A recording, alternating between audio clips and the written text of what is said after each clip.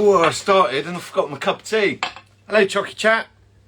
How is everybody doing? It's the 2nd of February, believe it or not. We're episode 125. Hello. Hello. Happy Friday. It literally feels like 2 minutes since I was last sat here. So, we'll give some hellos out. Who's got Kelly's there? Hi, Kelly. Mr. Rhoda, Le Shoe Chocolate, Scotch. Kenneth there, Scottish Chocolates, Billy. Hello, everybody. Chocolates by Louise. How's everybody doing? Stuart's there. How you doing, mate? David Lilly, how are you, sir? Misty Max. What a week. It's been a bit busy. I'm a bit busy. I'm going to take a day off tomorrow. Woohoo! It's been a busy week. It's hands-on classes and talks. Hands-on classes, talks, making chocolates. Busy week. So I'm cooked this week. It's pronounced LaRue. Yeah, LaRue. LaRue chocolates. Chocolates by Neander. Hello in Sweden. I'm getting all messages now. 8070 there. Everybody posting some really nice stuff this week. Really nice stuff. Loads of love hearts flying around everywhere, aren't there? Really amazing stuff. Knight's Candy Shop. Who else have we got? Ron's Bonbon. Ron's doing lots of baking this week. I hope you're better, Ron, are you? Bertie Worcester. One of my favourite shows, that. Simply Vegan Delights. Oh my, I finally caught one of these live. Catch it live. You can ask the questions and then you can read all the other things. The thing about catching this live, when I save this and I post this onto Instagram, onto Facebook, all the little conversations that are going on in between, they don't come up as a saved product on Instagram or on YouTube. So if you join on the night, you get to see all the little threads that are going on, and there are always some really good conversations. Fancy Nancy there. In Canada, how are you? Forester Chocolates, Miss Porter, Amal Ashanti. Check your inbox on Instagram. I will. There's been 1,000+ messages this week, so I'm getting to them. Stein Chocolate's been sick this week, lost the whole week. Oh no, that's not good. Do we have shipping to Jordan? We have shipped to Jordan. Gets to Jordan okay, and then it always seems to sit in customs. There's a few countries that we don't ship to. I'll need to check. Mrs. So Sassy might be travelling there shortly, so yeah, I might be able to bring some out with me. So yeah, we'll see how we go. Fine Chocolates, how are you? Temptation Chocolates, lovely love hearts posted there. Did anybody see? Iris Delights. Iris Delights is she's in the US. I want to say San Francisco. It's not. It's San Diego. Iris Delights in San Diego. Have a look at the black love hearts that she's done. They're really nice. I like those. Charity's there. How are you, Charity? I haven't spoken to you for a long time. Dolcimara. Temptation Chocolates there in Ireland. Who else has joined us? Paul has joined us. Loney's joined us. Loney there. Nice love hearts. I didn't do Chocky Chat with Dallas yet. I haven't organised that. I think Dallas might be a little bit busy with doing many millions of chocolates for Valentine's Day. So I think I'm gonna ping him a message later and we'll kind of sort that one out. So the only reason I did the Wednesday with Albert is he can't do Friday. So otherwise it would be a Friday. So but I'll touch base with Dallas. I think he's probably a little bit busy. He's probably a little bit busy with Valentine's because he does massive volumes. But the reason I'd like to get him on and to have a chat is he started at home. So whilst they do many millions of pieces now, a week or a month or whatever it is, he actually started at home. And I think it's nice to talk to the people that kind of made that leap and how did it happen and what happened and what instigated it. So I will get some more guests on. We've reached out to talk to quite a few people that we think we would get on. Not influencers in the industry, but people that have done an honest jump from producing at home into bigger manufacturing. So Paula's launched her courses today. I've not had a chance to have a look, Paula, so I'll go and have a look. I know they're on your website, so I'll go and have a look. I did see the live a little bit the live earlier. Do you know, I've had the whole week has been hands-on classes. I've literally been in here the whole week. I have not moved. It's just volume of cocoa butters at the minute. So, no. Sarah wants to come and say her. Not in that shirt. Thank you so much for these chats. Oh, you're welcome. Ask the questions. But yeah, Paula, it's good. Paula's run some courses. Paula, tell us what they're about on here. Just give us all a shout in terms of what they're about. Gosh, somebody's watching us in Venezuela. Hello, Venezuela. It does get around the world a little, doesn't it? Linda's there. I think Linda's in Jordan. Linda, I did see your email. We are absolutely... I don't know why so many emails at the minute. We're waking up to 300, 400, 500 emails a day at the moment, and it's the backlog. We're not getting to them quicker than... We might have to employ somebody just to answer emails, but that's not productive and that's not efficient. Some of them are emails that could be answered if you read the frequently asked questions type stuff, but more are coming in than we can answer. And it's the same with my inbox on here. It's colossal.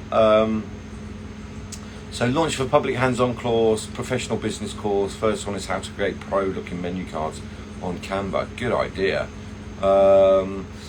Nice to see everyone. What's the topic today? I don't know what the topic is. Actually, I was going to talk to you about. I did a post earlier in the week. I was going to talk to you about these. Okay.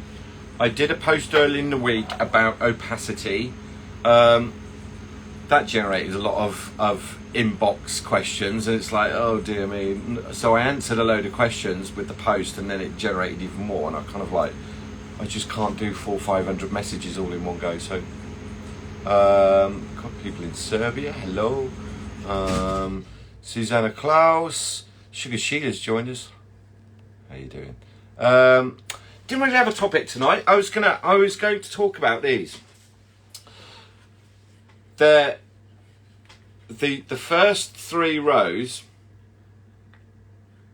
let me slide those along. The first three rows are all Rari red, okay?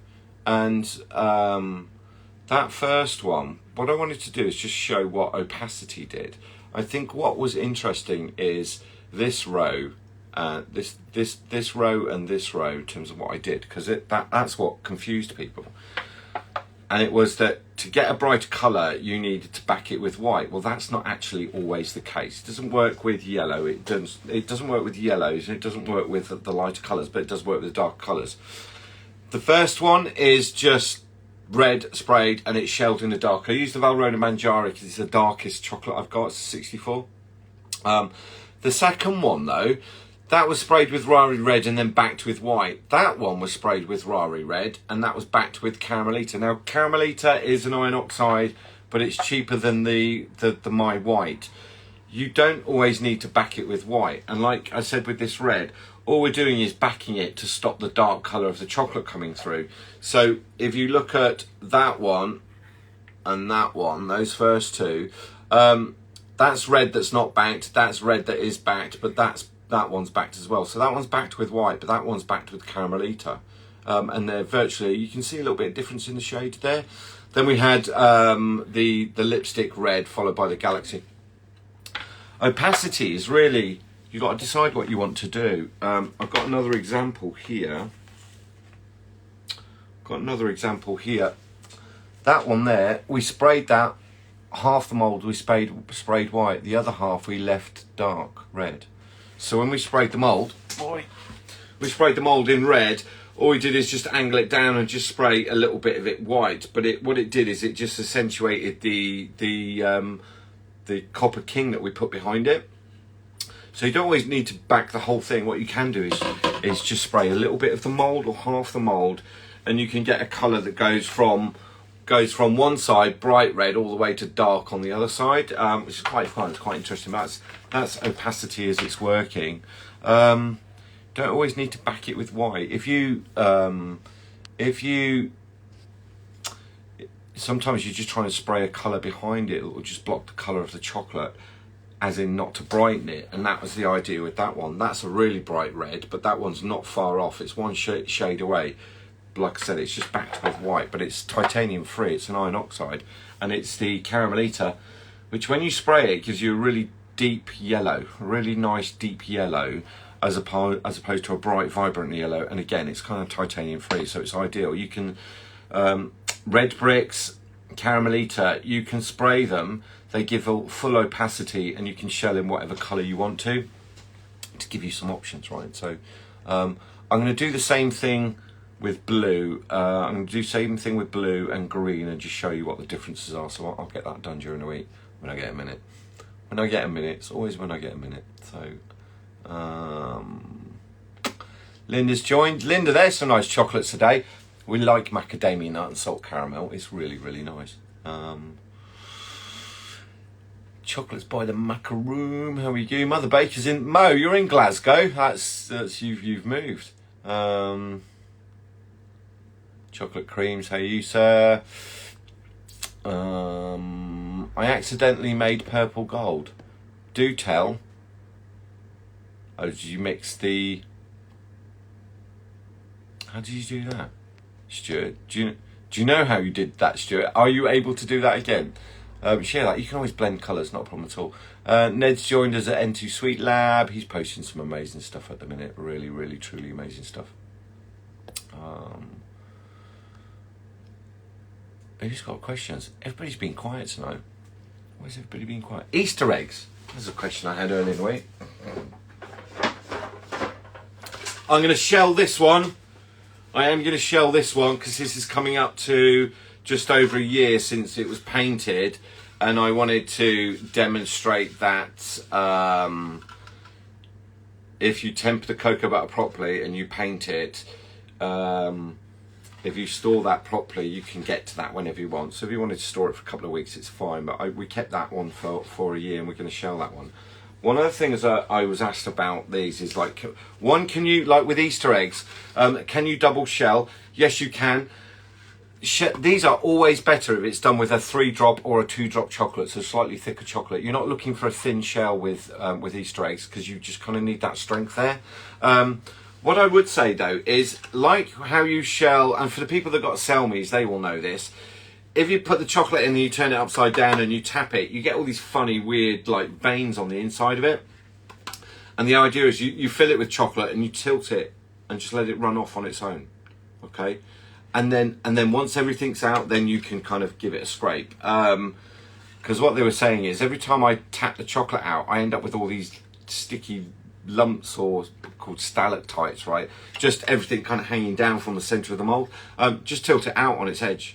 Just let it run out on its edge, and then you can scrape downwards. Okay, then you can turn it over and give it a scrape. But if you want really, really flat edges, you need to leave that flat until the chocolate's just started to dry.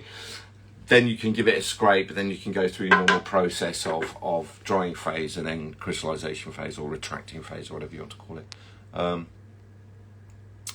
There's a question here and I missed it. Chocodilits in Cape Town. God, everybody's off travelling, aren't they? James, could you briefly touch on best storage methods? Best storage methods, you can... Perfect is room temperature. So ideally you'd want to have it at room temperature. If you want to extend storage a little bit, you need to get a little bit colder. I don't have a major problem putting stuff into boxes, and we will vac pack it with not with a chamber vacuum machine.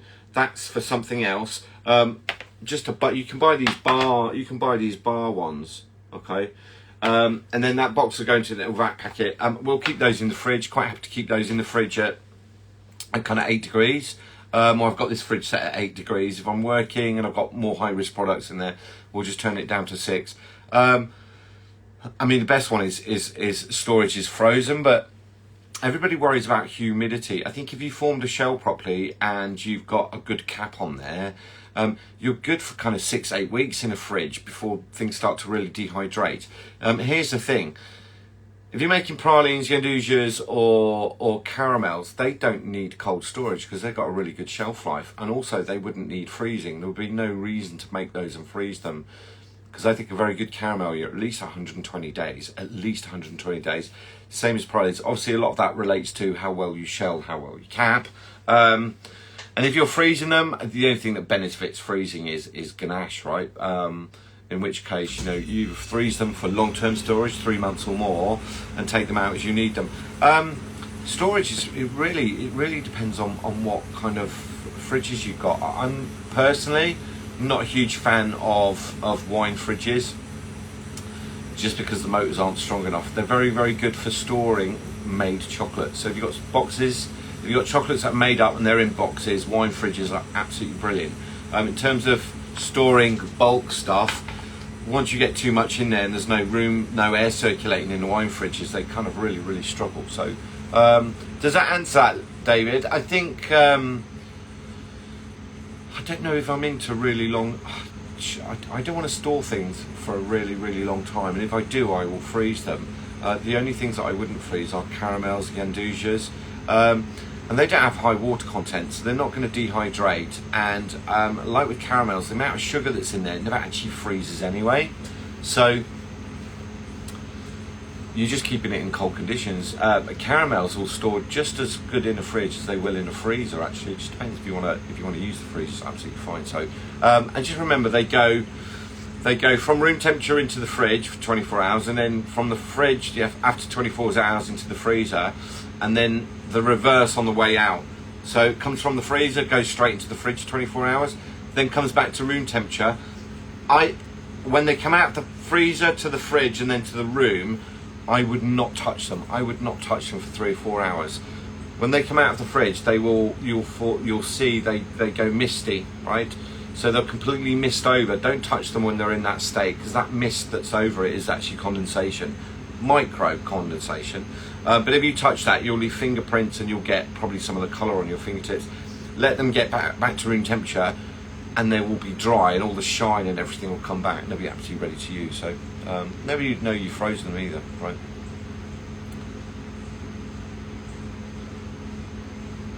Oh, happy days. So Stuart, you had an accident and it turned out well. Happy days. So thank you so much for the greatest colour I'm using at my bonbons here in Norway. Happy days. Thank you for purchasing. Thank you for supporting us. What's the best surface to use for chocolate work? Quartz, marble or granite? Misty Max, I've got a granite table. I've worked on marble. The only advantage really is that they keep their temperature. So if I put something on there that's warm, it comes back to room temperature very quickly. So it doesn't. I mean, it holds its temperature, but at an even stable. I don't know which one would be better. They're very differently priced, because quartz is a lot cheaper than granite, and marble's twice as expensive as all of them. So if you find offcuts of marble, it's really nice. Very heavy. Does need some looking after. I don't think you necessarily have to have granite or a marble work surface. I don't think you need that. Back in the day when we used to do tabling, do you know where you just like swishing everything around on the table? Yeah, marble and granite were ideal, because we were trying to cool the chocolate down without the table getting too warm. If you did it on a metal table, the chocolate would just shock, or worse, the table would warm up and then the chocolate would never cool down. So it used to take ages, absolutely ages, to temper 4 or 5 kilos of chocolate on a metal table. I don't think you necessarily have to have it. It's nice to have it. It's a nice luxury if you've got nothing else that needs purchasing. I don't think it's an absolute necessity in smaller production. Question regarding the incubator. I fill mine up, but find it takes ages to make silk. Should I put several small containers in instead and rotate them? I can get silk done in 24 hours. However, I've got some in here. I filled all these up today because I go through an extraordinary amount. I can go through 1 kilo in a day. Those are being filled up today, so that one will be soft. So I can get silk done that I can use within 24 hours, but there is a challenge, and it's this. And that's at 22. That's at 33 to 32.2. 32.2 it is that. The problem is not all the pieces melt, so you have to either give it a really good stir or give it a stick blend, in which case you end up wasting a tiny little bit of silk, because you can never get all of it off the stick blend. Make sure you unplug the stick blender before you go poking around trying to get all the silk off there. chef's tip of the day. You can make silk within 24 hours, but it's a little bit lumpy. So when you put it into your chocolate, you end up with these little pieces that you end up squashing on the edge of the bowl with one of those, okay? At 48 hours, you'll find that everything mixes through and it's much smoother. So, you know, you can put silk in the incubator and it can be ready within 24 hours. But like I said, it's a little bit lumpy and bumpy, right? It just needs a little bit more agitation. The other option is just take the temperature up a tiny bit, and then when it's all soft enough and smooth enough, turn the temperature back down again. So each cocoa butter is different. Every single cocoa butter variety is different, and you need to use the same one all the time, and then you'll be able to know what to set it at. It's usable within 24 hours. It's just how smooth it is and whether it will blend into. If I've got lumpy and bumpy stuff, we'll put it into the chocolate and we'll use a stick blender in the chocolate, not for too long. Otherwise, the friction will just warm the chocolate up and you end up damaging the beta crystals. So it depends what I'm doing. I find that if it's been in there 2, 3, 4 days, it's really, really smooth. But honestly, I don't get that long with it. I truly don't. I stopped production today with the butters because I ran out of silk. Not because I ran out of melted cocoa butter, just because I ran out of silk. So we melt, and that one's full. I've got 4 of those in there, and a bag as well. Like I can't lift it out. At the very, very bottom, underneath the plate, it's like a Ziploc bag, but much, much thicker. So we will fill that, and that will just give me a kickstart to add into the other ones. So we'll add some already silk. We'll add some silk that's ready into a mix that's just kind of starting, and I find that speeds that up for me. So I think that answers it. Don't know why all these questions jump down when I'm answering them. I don't know what that's about. So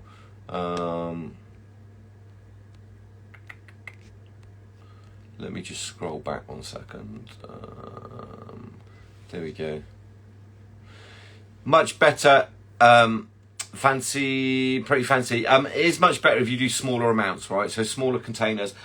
And I found the best silk is if I use a small kilner jar. That produces the best one. It just seems to have a much more even, stable temperature when I use a glass kilner jar. So you don't want to have glass in a kitchen. But I do find that if I need to make like a kilo in that, a large kilner jar just gives me much better product. Do you have any tips for long shelf life recipes? Not for I don't know if there's tips. The shelf life comes from balance, and the shelf life comes from knowing that you need to bind up the water that's in there. So there are no tips for long shelf life recipes. They are science related and chemistry related in terms of getting the ingredients and the balance and knowing how much water is in there and how much it goes off. I would get Kelly Youngstead's got the ganache calculator, which is very good. I don't own it myself, but I know lots of people that do use it, and that's very, very good. So takes 4 or 5 days to make silk. Temp is set at 32.4. Why don't you take the temperature up to 33 and see what happens? If it's too liquid, you can always speed it up to melt and then turn it down to cool it down to get that to solidify a tiny bit more. They're tiny, mine's at 32.2. At 32.3, it's just a little bit too soft for me. So it depends on the cocoa butter, right? Would you recommend anywhere out for outside packaging boxes for the male?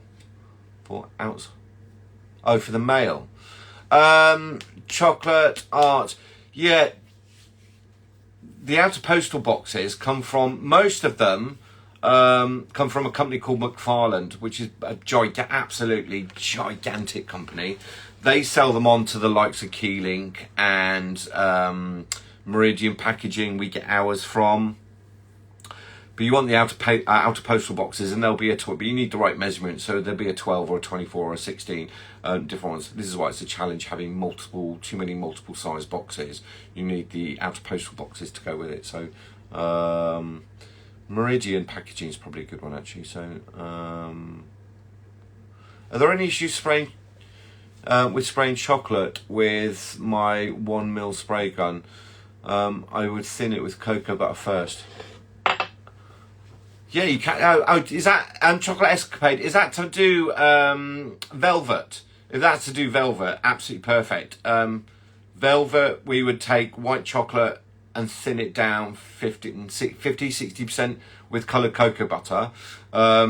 Freeze whatever you've got and then spray it, and that will get, well, from a distance, spray it high pressure, and then that would give you velvet. But 1 ml needles for that, I'm assuming that's for, if you're spraying chocolate, I'm assuming that's for entrements or velvet, right? So Chrissy's there, hello. What would you suggest for simple quick setting ganache for pipe? What would I suggest for a simple quick setting ganache for piping and rolling? If you're looking, I mean, you can do two parts cream, 1 part dark chocolate will give you a pipeable ganache, but you might not get long shelf life on it. So there's a bit more to it than one that's nice to roll. It's like, how long's it got to last? It's got to last 2 weeks, 3 weeks, 4 weeks, 5 weeks. Not something I do. I don't pipe ganache or not, to be honest. I don't tend to do that. We'll use the shells and fill those with salt caramel or a formula, which I know will give us a shelf life. So Premier Packaging, there's another one. I'm giving all these names away. Chocolate Art UK, there you go. Lots of people say Meridian, so Missy Max, I don't think you need a marble table. That's a marble or a quartz or granite table for cracking out onto. That's a very expensive table just to use for cracking out. I'm lucky, I've got one. Mine was a gift. They are ridiculously expensive. This was 1,000 plus, and this is kind of 8 feet by 2 probably. A lot of money. You don't necessarily need one. You just need a good table, right? Am I planning to do any workshops in Scotland this year? No, David, I need to call you about that one. Let me just, I'm going to give you a call next week on that one, David. I think that we have got some trips planned. We've got some trips planned and some stuff overseas that we're doing, but they're all kind of private. They're all private things, so it's going to take some organising. But I need to give you a call on that one. So, can you not turn your big melter into an incubator? No, nowhere near. It's nowhere near accurate enough. The melters are not that accurate. I set mine at 35, but at one end it's 37, at the other end it's 33. Right? It just bounces between. It's just not accurate enough. So. Silk is cocoa butter held. Silk is cocoa butter that's held at a certain temperature so that it over tempers, and cocoa butter only creates beta crystals, but it creates too many beta crystals. Therefore it becomes a very thick mass like mayonnaise, and then we will add 1% of that into chocolate around about 33 degrees. Once we've stirred that in and we're happy that it's fully mixed in, your chocolate is in temper and it's ready to go. Why did my volcanic ganache bonbons split when stored in the fridge for 4 weeks? Many reasons. Things normally split when there's too much fat or not enough water. Very often things split because there isn't enough water present. Could be all sorts. If you, the problem with using, if you've used neat alcohol, the problem is it's the acidity of it. It's the acidity of it will break down fats. Acid will break down fats. If you've got too much, if you make a lovely chocolate ganache and squeeze lemon juice into it, you'll find it will separate at some point because it breaks the emulsion between the water and the fat. That's how emulsions work, right? So if we put too much acid in there, we get acid in there, we'll get a flavour note, but if we get too much acid in there from something else, whether it's the alcohol, the acidity from alcohol or acidity from something else, what it will do is break that emulsion, and that's what a splitting is. It's where the emulsion breaks, where the fat molecule and the water molecule separate. It's a bit sciencey tonight, isn't it? My incubator is set at 34 point. The incubator might be set at 34.5, but what temperature is the butter? That's a very different thing. And I answered this on the class a while ago. What you set your machine at and what the price. It's like the fridges. You know, you can set the fridge at 8, but you can give it a shot with you can put some water in there and find out that it's like a degree colder, right? What the machine's set at and what the product is are different things, right? The machine, whether it's an incubator, whether it's a melter, whether it's a fridge or freezer, they will have parameters that they click on and off. Okay, so very often, like with the freezer, -18, it will be colder than -18, but once it gets to -18, that's when the motor turns on again. So same with incubators. What it's set at and what the product is are very different things. So chocolate, Chris is there, chocolate aesthetic. Good morning from Australia. Just purchased your coloured cocoa butter. Very excited, waiting for it to arrive. Happy days, Michael. I think yeah, chocolate. I saw your order. Thank you very much. Don't need a long shelf life. It's for a class. Evelyn, I would. Do you know? I 2 parts cream, 1 part. 2 parts cream, 1 part dark chocolate is really good as a pipeable ganache from my days in kitchens, right? So that'd be one that we would warm up, we would make and then warm up, and it was spreadable, pipeable. We could use it as a kind of quick glaze or what have you. So 2 parts cream, 1 part, 2 parts cream, 1 part chocolate. And chocolate's around about 54 to 60%. So, Darth Chocolatier, what happens if you add more than 1 to 2% of silk? Nothing. What you will find is it will set too quickly. It will crystallize too fast. We don't want chocolate to crystallize too fast. We need to prolong. You've heard me all talk about this before. We would shell. We'd tip everything out. Trying to keep that at a dry stage for not. I don't want that to start retracting and crystallizing too quickly. If it does, it's likely that the shell will pull away before you've had chance for all that colour to move across, because the colour's tempered.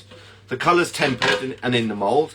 The chocolate's tempered in the mould, and when they retract, they move across together, right? Which is why it looks like the colour has stuck to the mould, but actually what's happened is both have moved at the same time. So it's nothing magical. If you've got too much silk in there, if you do way too much silk, if you start doing 2, 3, 4, or just a massive dollop, what will happen is the shell will move before the colours had chance to melt and move across as a layer, right? So 1% roughly, do you know, it's 1 and a bit. You know, if you've got a kilo and it's 10 grams and you put 12, there's nothing bad going to happen. If you start putting in 25, 30 grams to a kilo, you're going to find that, like, you're not even going to have a chance to pour that into the mould. It's going to start, the drying, it's going to start pre-crystallizing before you've had a chance to use it. So, maybe I'm a bit off topic. Do you find yourself not happy about your bonbon fillings? Everyone loves my chocolate, but I feel like it's not good enough. Lot of fun, Coco. That's a really, really interesting point. I do a lot of hands-on classes. And I talk to a lot of chocolatiers, talk to a lot of businesses. They buy other people's chocolates, and they're always kind of like, well, they're not as good as mine. If you're, like, this is human nature as well. If you're making chocolates, and you bought mine, I would expect you to say, as a producer, that yours are better than mine. Because you make what you like, okay? And it's not a bad thing. I just don't like it. I prefer community over competition, right? If your customers are happy with what you're making, you're good. We're all very, I don't know why do these fireworks go off when I'm, is it because I did that? It is, isn't it? I have no idea what that is behind me. Why is that happening? If, maybe it's based on number of likes, who knows, which I don't follow. What was I saying? If your customers are happy with your chocolates, it's absolutely fine. I think what you would do, as determines human nature, is you're always looking for the next new thing, or can I better it? Can I make marginal gains? And they're marginal gains. As you know, if you can make your chocolates 1% better each month, you're on a fast track. What you don't want to do is do massive jumps, because you're not going to learn all those little lessons in there. I wouldn't say that I'm not happy with what I produce. I don't think I'm always madly in love with the chocolates I produce, because I look at all the errors and I look at all the problems and I look at the caps and I say, well, that could have been better, that could have been better. Nothing wrong with my caps, is it? Oh, is it shiny? Yeah.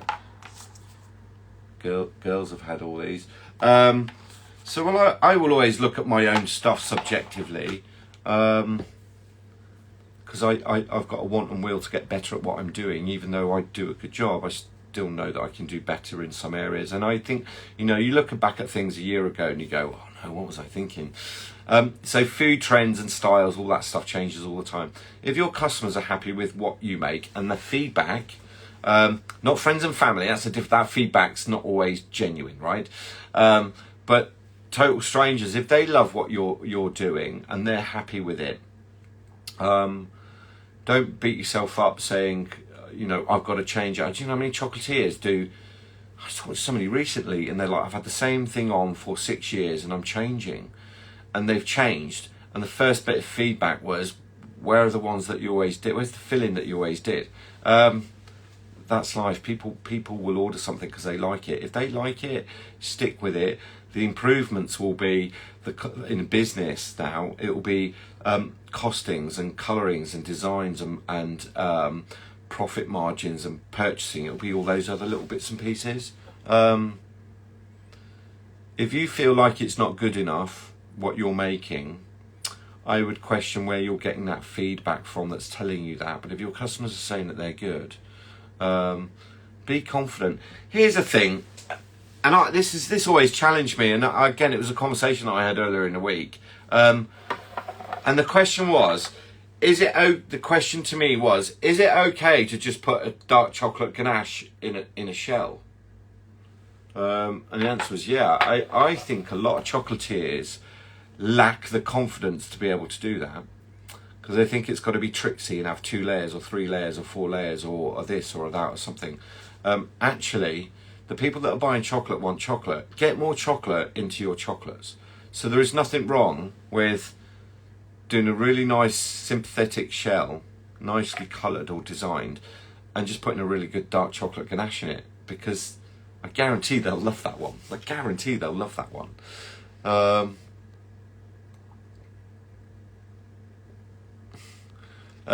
James, I'm experimenting with the lion's mane mushrooms. I've made chocolate ganache with it, also infused cocoa butter with it too. Have you got any experience with it? Lion's mane, yeah. Do you not dry them, grind them down, and just treat them as a like you would a seasoning, right? With lion's mane. A little bit earthy. We'll go with the milk chocolate rather than dark. If you put it with the dark chocolate, for me, and we played with this years ago with a chocolate dessert. They're very, very earthy, the lion's manes. I just dry them out and powder some of them. That's the only thing I do. And treat it like you would lemon ash or vanilla or any other kind of seasoning spice, right? Susie Floozy's joined us. Susie, they were lovely chocolates you posted today. Really, really nice. Really nice. Don't worry about so much. Do you know what the thing? So Paula's saying, absolutely, my silk is only 32.8, even though the incubator is a much higher temp. Don't worry so much about what the incubator is at. Mine is set at 32.5. Okay. I know though that the at the moment it's 32.5, right? Not 32.2. Why is that? I don't know why that's gone up. No, it is 32.2. If I probe all the silk, I guarantee it'll be around about that. So I think with easy temper you get some real accuracy.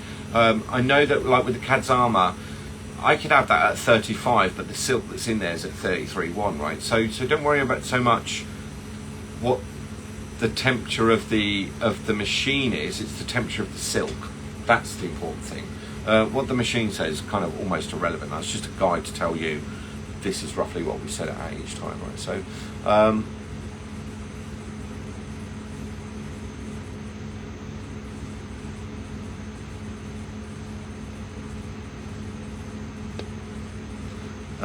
Morris, thank you. Use lots of vodka and find it doesn't really have any flavour.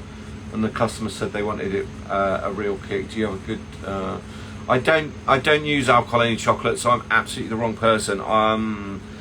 We do have some alcohol-free gin that we use. I don't use alcohol in any of my products, Morris, so I'm truly not the person to ask. There's somebody on here that can answer it. I don't make ganaches with chocolate, and it's not an area I have a huge amount of experience with. So it's one of those few times I can't answer a question. So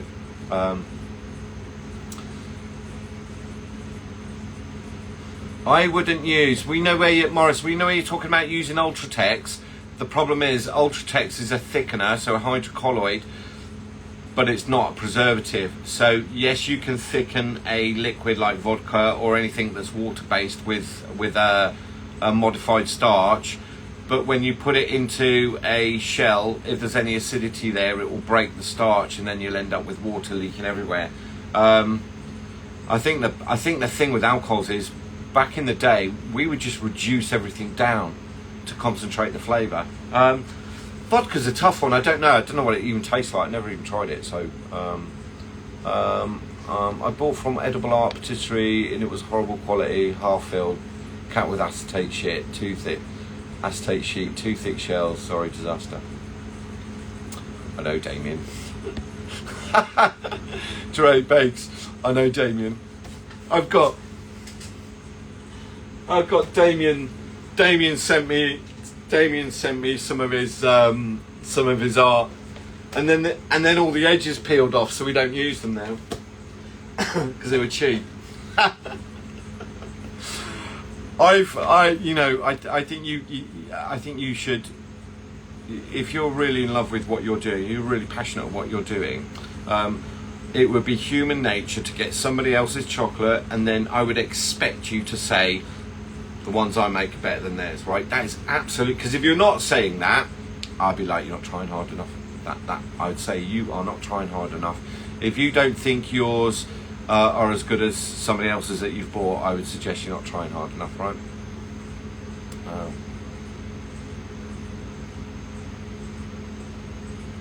How would you recommend to sterilise jars for chocolate spreads? Either the hot water method or the oven. You just need to get above 80 degrees or 82 degrees. You need to get above 82 degrees for the base jars. Once the lid goes on, and whether you're putting a barrier there, whether it's rice paper, whatever you want to do, without a doubt in the oven. But if you can set the oven to about, don't do it with steam as well. If you can set your oven to around about the kind of 90 mark, they only need to be in there for 3 or 4 minutes. The other alternative is to hot water dip them into boiling water with a pair of tongs. Dip them in. They just need to be in there for 20 seconds and then take them out, right? So, and ideally, jars that you are filling would be heat proof as well anyway. So,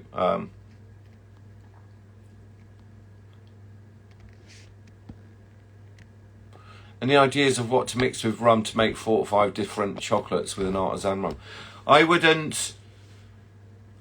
do the same rum, and I would do it with different chocolates, Paula. I wouldn't make it any more complicated than that. I'd take 6 ganache recipes that you can get the rum into. I'd reduce some of the rum down so that you haven't got the bulk of the liquid, and then I would probably do a tiny shot of each one just so that you've got the real flavour there. I would do 6 different chocolates, and I would do it like a milk chocolate at 40, another one milk at 45, maybe a caramelized one, maybe a caramelized milk one, and then a couple of dark going upwards of 50, 55-ish, all the way up to kind of 72. I wouldn't start trying to play with it. I just let the filling, the flavour speaks for itself within 4 or 5 different mediums of strength of chocolate, right? Keep it simple, because it gives. And again, if you've got to explain it, it's much easier to say, this is the starting point where we've put it with a very thin, mild 40% cocoa mass, okay? And this is how it behaves as it goes up that scale. So all along that scale, they're just tasting rum, and the chocolate gets stronger until I would have thought you get to the very end at 72, where the rum disappears and the chocolate takes over. Whereas when you're at the bottom at 40, the rum takes over and the chocolate's almost not there. That would be my route. And I did a Ron's Bonbons. I did some help with him on a whiskey tasting. I need to repost that. Ron. I need to get that. People will be interested in that. So there you go, Ned. Getting some good ideas there with the lion's manes. I like to dry them. I was rolling grape leaves now. I need to clean that mess. And I'm enjoying the chat while working. Happy days. Where Diwali? Hi, when I spray my chocolate moulds with any colour cocoa butter, it remains very light shed. Is it my colour cocoa butter is too warm? If your cocoa butter is too warm, when you spray, all it will do is drip down. The temperature of your mould is as important as the temperature of cocoa butter. Different coloured cocoa butters, different temperatures. They ain't all the same. And I think everybody that's in Chocy chat will know this, right? Mine we can use down at 26 degrees. The advantage of that is I can use it at 26 degrees. It's a lower temperature. I can have the mould a little bit cooler, so when I spray it, it sticks. Cheaper brands, I'm not going to name them, but they're saying that they need to use them at 30. The problem is at 30 degrees, you have to spray a very thin layer, wait for it to dry, and then spray another one. The difference between 26 degrees and 30 is massive. I know it's only 4 degrees in terms of temperature number, but in terms of how thick cocoa butter is, from 33 all the way down to 26 is where cocoa butter thickens. So at 33 it's as fluid as it will ever be. 30 is about midway, isn't it? 26 is where it starts setting, unless you've got a very good cocoa butter, right? Could be the mould temperature, could be the temperature of the cocoa butter, right? You're trying to spray the cocoa butter at the coolest temperature that you can, right? Always at the coolest temperature that you can get away with, because you want it to stick in the mould. You want it to land when it vaporizes and comes out. You want it to spray, cover that area, and sit still. You don't want it all dripping out, because it just looks horrible. Doesn't look good at all. Hashim there, Bahrain, walaikum salam. Jamie's joined me. How you doing, mate? Nathan, what was that? That was the Culinary Olympics you were in. You kept that quiet when you talked to me. Linda's there. Who's got any questions? Everybody's gone quiet. Why has everybody gone quiet? Oh, I missed a load of questions.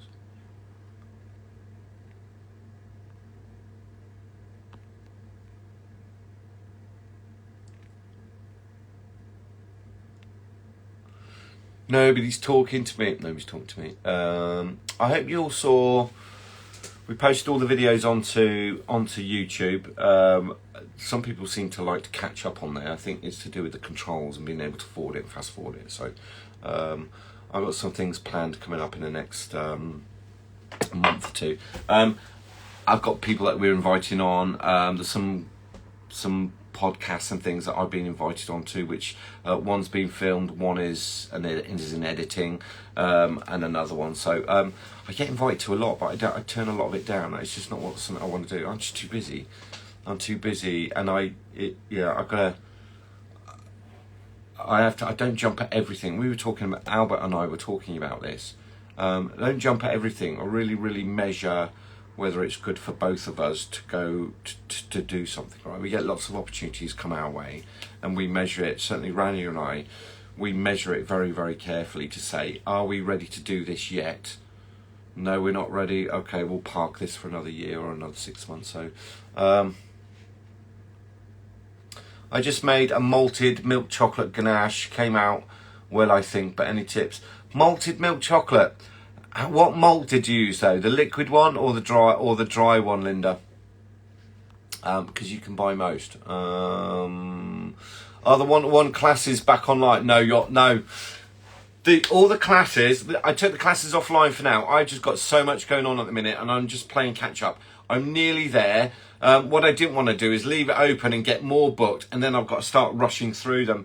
Most of the classes are about an hour, but like if I need to spend a few more minutes, I will. So there's only so many we can do in a day, as well as run the rest of the business. So I kind of had to turn them off. We got so many booked in January. We had so many purchase in January. Like the backlog was the whole of January, so I've nearly caught up, along with the hands-on classes have really ramped up, and there's only 7 days in a week, and both Rania and I, we're literally doing 7 days a week. It's absolutely non-stop for us, which is great, and I'm not complaining, but I had to turn something off to give us a gap to be able to run a business, look after the girls, homeschool, do all the other bits and pieces. So I'm going to launch the cocoa butter class again very shortly, and I might do the shelling and capping class again very shortly. So just hope you can have a top up on that. The one-to-ones, a couple of them we're going to film as well, so that they're available like that. So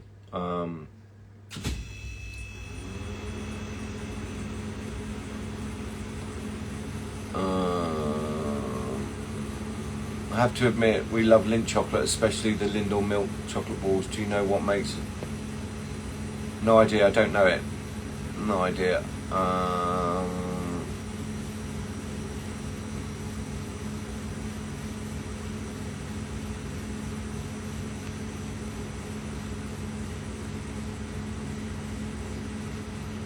I missed a question? Thanks for answering and for spraying cocoa butter. Could you please suggest a cocoa butter company that won't let me down?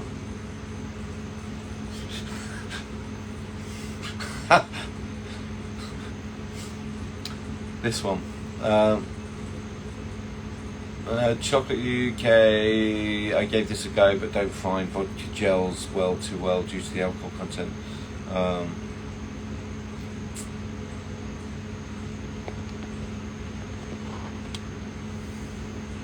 You also homeschool the kids. My daughter is also homeschooled and started her own chocolate business at 10 years old. Happy days, start young.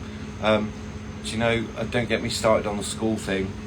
I think we should be teaching the young to be entrepreneurs. I think we should be teaching the young people that they can start their own business. You know how many people are students of mine that have hit 45, 50 and suddenly want to start their own business?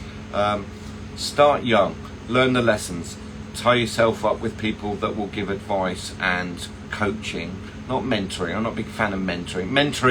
Mentoring is copy what I do, you'll be amazing. I think that's absolute BS. I think coaching is you do what you're going to do and I'm going to help you do what you do. I don't want you to copy me, right? So coaching, mentoring, different things. But I think with the girls, you know, Sophia's going to start on her bars very, very shortly. I think Sunday actually. It's great when you start the kids off early, because the rules and the lessons of starting their own business, whether it's chocolate, whether it's anything, the maths, the English, the science, all the stuff that you love at school and learn at school is all practically put into business. So you might as well start, you might as well make it practical, you might as well make it relevant, right? That's my belief. So Coca Wilds, how are you? I think you're down in New Zealand, aren't you?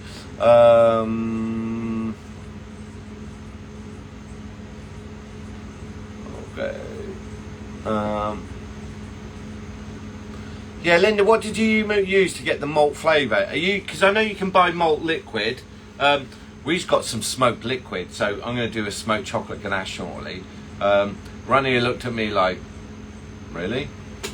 But yeah, it's nice.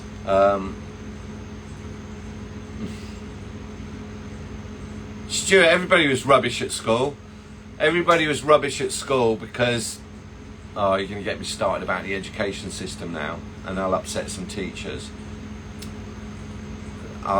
This is the thought. We're still teaching children in school the way we did it in the Victorian times. Adult at the front, kids all facing, listen to what I say, pay the money, go to university to then go and get a job to pay off the debt that you got to get the education to get the job, right? It's just like it's like a pyramid building scheme. I think everybody was rubbish at school, and I think everybody did okay at school, and some people took longer to find their feet, and some people, you know, left school and absolutely nailed it. Others took much longer. We're not all in the same pot. We're all individuals. We're not on that same part of the graph. Some people didn't start businesses till they were 50 and are absolutely acing it now. Others started at 21 and were burnt out by the time they were 25. So horses for courses. I do think that we should be teaching entrepreneurship, of standing up on your own, earning your own money, not counting how many hours you do. You know, I know this isn't chocolate related, but I just think one of the biggest lies in society, my belief, is that the two most grown-up people in a home have to get up in the morning, leave the house to go to somewhere they don't necessarily like, to earn money to pay for the things at the house that they're not in during the day. That just doesn't make sense, right? In a car that they're to borrow money to buy, in a job that they don't like. It's just, I don't know, world went crazy, didn't it? So start a business, work hard on it, find engagement, get people to buy your products, show off your products, be confident, make some money, grow, learn how to expand and do all those amazing things. Because nothing bad's going to happen, right? Nothing bad's going to happen. Two things happen in business. It will either, you'll work really hard and it will work, or you'll give up before it got there. That's it. So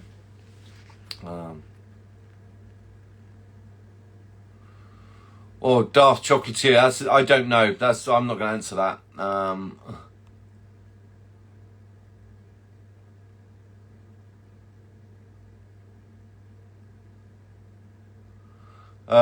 Noah, I think yeah, get some classes, because there's different schools of thought out. You know, I started the Chocky Chat because I was getting really tired of the post that said melt the bottle and give it a shake, and then you can paint and shell and flip the mold and it'd be absolutely amazing. And then I get all the questions of like, I sprayed and it didn't work, and I got colour in the mould, and I don't know what tempering is, and I don't want silk is.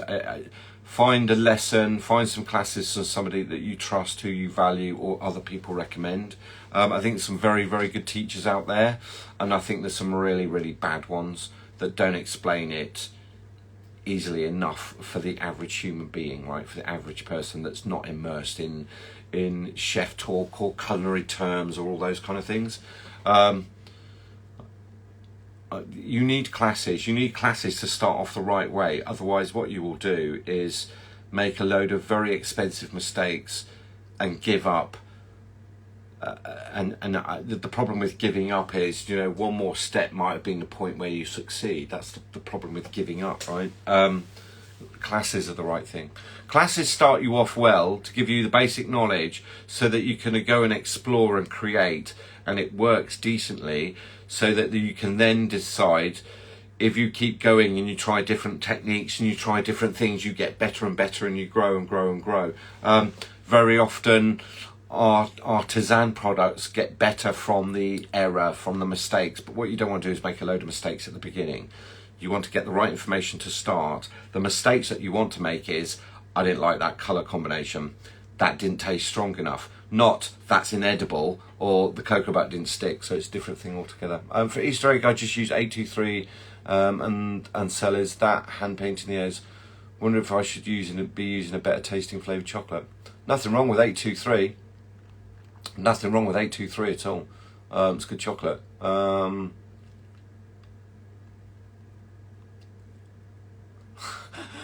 Darth Chocolatier, I don't know Teen. I don't know her well enough. I know she's got an ebook out. I don't know her well enough. I don't. A lot of these chocolatiers, I'll be careful how I say this. Some I talk to a lot, right? Others, they only talk to me when they need butters for a competition, or they need butters for a shout out, which I don't do. I don't send stuff to influencers. We don't do it. It's not something we do. I don't need to. There's amazing people on Chocky Chat showing off chocolates, right? If I say Billy, if you go onto the Chocky Chat Facebook page, and you go and have a look at Billy's work, right? Billy doesn't produce chocolates professionally. He does more shout outs. Loney, all of them, Linda, all of you are giving better shout outs to our product than me going to somebody who thinks they're an influencer. So I don't get involved in that. I know Tina's got a program on airbrushing. I don't know anybody that's done it, and I haven't. Well, obviously I haven't done it, so I don't know her well enough. So.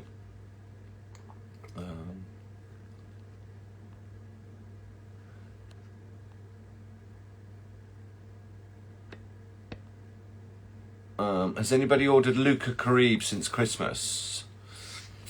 I think there's a problem with Luca chocolates in the UK, is getting the right thing. So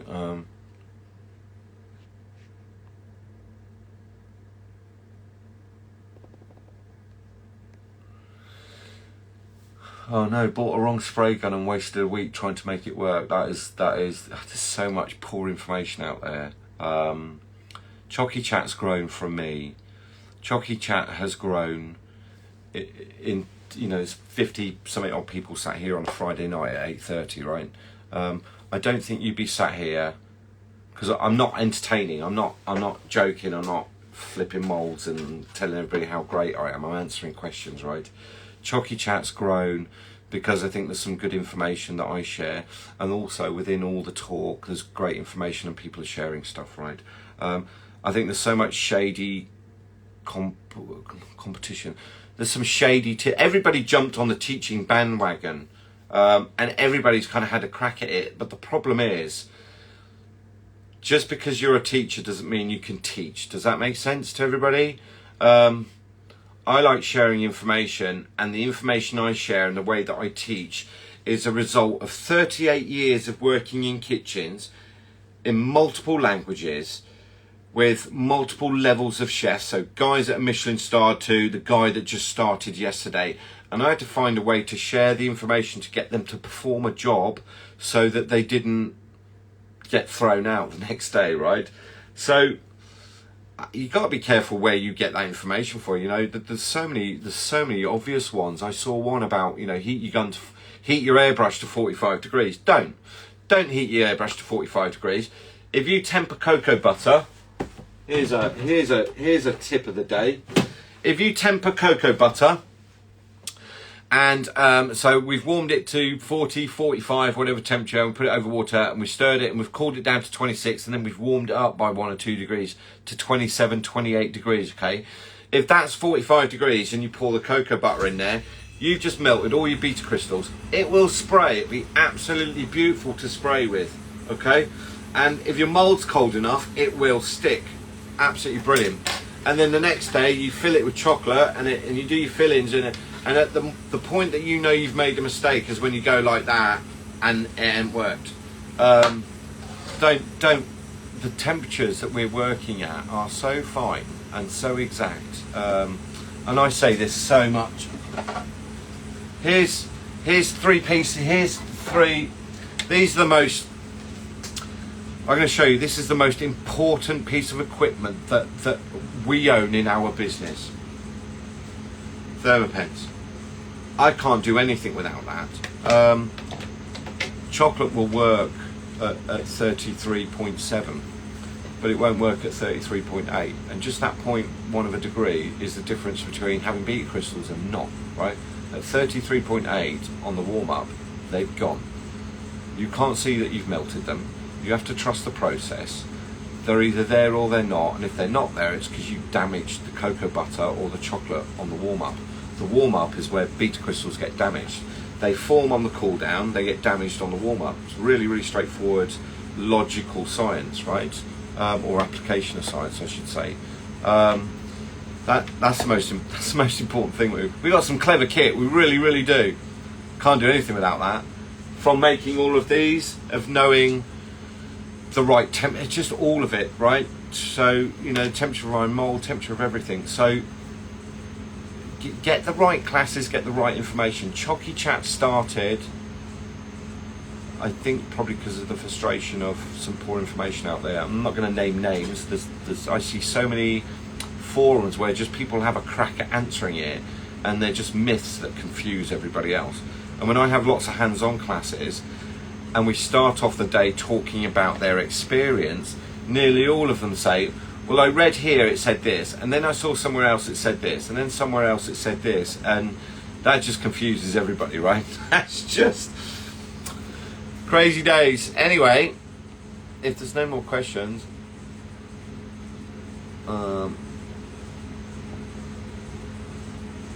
if there's no more.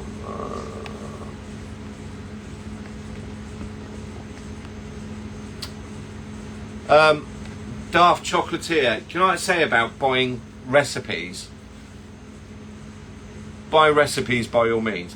Buy them from somebody that's actually making chocolates, not from somebody that says, here's some recipes, they're professional. If they ain't making chocolates and they're not running a chocolate business, they have no business in selling recipes to people, because there's no fallback on that, is there? I've already done a class where the recipes that somebody else wrote didn't work. None of them, we could get any of them to work, which is disappointing. So you've got to be careful. And you know, if you're not sure, if you want to buy something, give me a shout. I'm sure I'll be able to answer the question. So enough. That got a bit negative, that, didn't it? Remember opacity, because I'm going to get going in a minute. I will do some more posts on that, but they are pretty much all the same reds. Just depends on what we back it with. We're fully stocked up. The classes will be back on shortly. Just give me a chance to catch up, all right? You won't believe how many booked in January to say, like, I'm going to have a one-to-one class. And then I looked at it on the second and went, that's like 2 months worth of classes. So happy days. It's all fun. I'm going to get going. A plus James, I need a Chocky Chat crew sticker. We've got lots of stickers, but I have to put them in an order because I can't post them out. It'll take ages.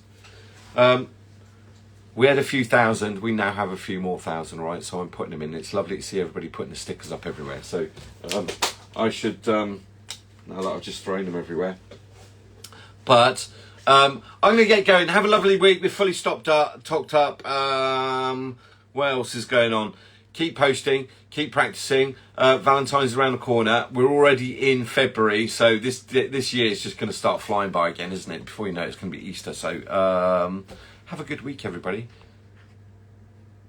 Bye bye.